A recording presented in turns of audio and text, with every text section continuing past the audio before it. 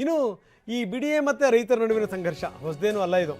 ಯಾಕಂದರೆ ಈ peripheral ring road ವಿಚಾರ ಸಂಬಂಧಪಟ್ಟಂಗೆ ಬಿ ಡಿ ಎ ಹಾಗೂ ರೈತರ ನಡುವೆ ಸಂಘರ್ಷ ಜಾಸ್ತಿ ಆಗ್ತಾ ಇದೆ, ನಡೀತಾನೆ ಇದೆ ಇದು. ಈ ರಸ್ತೆ ವಿಚಾರಕ್ಕೆ ಸಂಬಂಧಪಟ್ಟಂಗೆ ಭೂ ಸ್ವಾಧೀನ ಆಗುತ್ತಲ್ಲ, ಅದಕ್ಕೆ ಸಂಬಂಧಪಟ್ಟಂಗೆ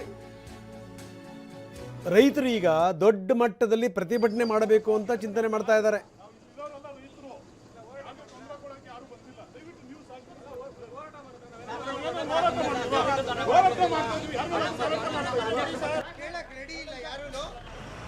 ಅನ್ಯಾಯವಾಗಿ ನಮ್ಮನ್ನ ಎತ್ತಿ ಬಸ್ಸಲ್ಲಿ ಕೂಡಾಕಿ ಅರೆಸ್ಟ್ ಮಾಡ್ತಾ ಇದ್ದಾರೆ.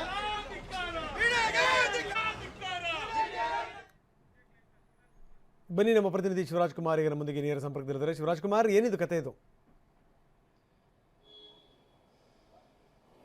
ರಂಗನಾಥ್, ಈ ಒಂದು ಹಗ್ಗ ಜಗಾಟ ಕಳೆದ 20 ವರ್ಷಗಳಿಂದ ನಡೀತಾ ಇರುತ್ತೋ, ಬರೋಬ್ಬರಿ 2 ದಶಕ ಆದರೂ ಕೂಡ ಇನ್ನೂ ಕೂಡ ಅವರಿಗೆ ಪರಿಹಾರ ಸಿಕ್ಕಿಲ್ಲ. ಒಂದು ಅವ್ರಿಗೆ ಆ ಒಂದು ಭೂಮಿಗಳನ್ನು ವಾಪಸ್ ಕೂಡ ಕೊಡ್ತಾ ಇಲ್ಲ, ಮತ್ತೊಂದು ಕಡೆ ಪರಿಹಾರ ಕೂಡ ಕೊಡ್ತಾ ಇಲ್ಲ. ಹೀಗಾಗಿ ಇವತ್ತು ಕೂಡ BDA ಕೇಂದ್ರ ಕಚೇರಿಗೆ ಮುತ್ತಿಗೆ ಆಗುವಂಥ ಕೆಲಸವನ್ನು ರೈತರು ಮಾಡ್ತಾರೆ. ನೂರಾರು ರೈತರು ಬಂದಂಥ ಸಂದರ್ಭದಲ್ಲಿ ಅವ್ರನ್ನ ಬಾಗಿಲಲ್ಲೇ ತಡೆ ಹಾಕೋ ಮೂಲಕ ಗೇಟ್ ಬಳಿ ಅವ್ರನ್ನ ಅರೆಸ್ಟ್ ಮಾಡುವಂಥ ಕೆಲಸವನ್ನು ಕೂಡ ಪೊಲೀಸರು ಮಾಡ್ತಾರೆ.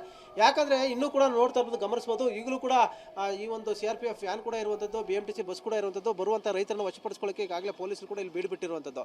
ಈಗಾಗಲೇ 2 ತಂಡಗಳನ್ನು ವಶಪಡಿಸಿ ಅವರನ್ನ ಸ್ಟೇಷನ್ಗೆ ಕರ್ಕೊಂಡು ಹೋಗಿದ್ದಾರೆ. ಓಕೆ ಶಿವರಾಜ್, ನಿಮ್ಮ ಧ್ವನಿ ನನಗೆ ಕೇಳ್ತಾ ಇಲ್ಲ, ಮತ್ತೆ ನಿಮ್ಮನ್ನು ಸಂಪರ್ಕ ಮಾಡುವಂಥ ಪ್ರಯತ್ನ ಮಾಡ್ತೀನಿ.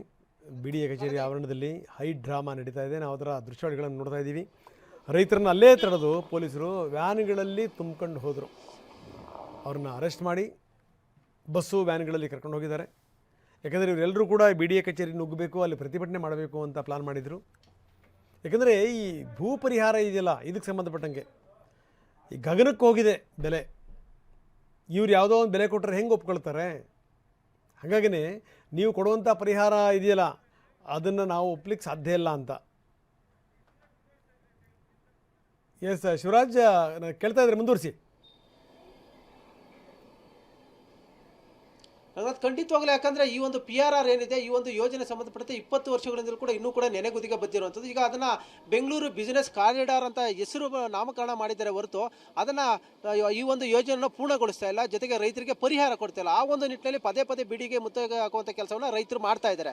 ನಿರಂತರವಾಗಿ ಮಾಡ್ತಾ ಇದ್ರು ಕೂಡ ಅವರಿಗೆ ಪರಿಹಾರ ಕೊಟ್ಟಿಲ್ಲ. ಅವರು ಹೇಳ್ತಾ ಇರೋಂಥ 2013 ಭೂ ಕಾಯ್ದೆ ಪ್ರಕಾರ ನಮಗೆ ಹೊಸದಾಗಿ ಬರುವಂಥ ರೀತಿಯಲ್ಲಿ ಹೆಚ್ಚಿನ ಹಣ ಕೊಡಬೇಕು ಅಂತ ಡಿಮ್ಯಾಂಡ್ ಮಾಡ್ತಾ ಇದ್ದಾರೆ. ಇಲ್ಲವಾದಲ್ಲಿ ನಮ್ಮ ಒಂದು ಜಮೀನುಗಳಿದೆ, ಅದಕ್ಕೆ NOC ಕೊಟ್ಬಿಡಿ, ನಮ್ಮ ಪಾಡಿಗೆ ನಾವು ಬದುಕ್ತೀವಿ. ಯಾಕಂದ್ರೆ ಸುಮಾರು 20 ವರ್ಷಗಳಿಂದ ನೀವು ನೋಟಿಫಿಕೇಶನ್ ನೋಡಿಸಿದ್ದೀರಾ, ಅದಾದ ಬಳಿಕ ನಾವು ಜಮೀನುಗಳನ್ನ ಮಾರಾಟ ಮಾಡೋದಕ್ಕೂ ಆಗ್ತಾ ಇಲ್ಲ, ನಮ್ಮ ಕಷ್ಟಗಳಿಗೆ ಬಳಸ್ಕೊಳ್ಳೋಕೆ ಆಗ್ತಾ ಇಲ್ಲ, ಮಕ್ಕಳಿಗೆ ಮದುವೆ ಮಾಡಬೇಕು, ಆಸ್ಪತ್ರೆಗಳಿಗೆ ಹೋಗುವಂಥವ್ರಿಗೆ ಅವ್ರಿಗೆ ಚಿಕಿತ್ಸೆ ಕೊಡೋಕೆ ಆಗ್ತಾ ಇಲ್ಲ, ಇಷ್ಟು ಮಟ್ಟಿಗೆ ನಮಗೆ ಸಮಸ್ಯೆಗಳಿದೆ.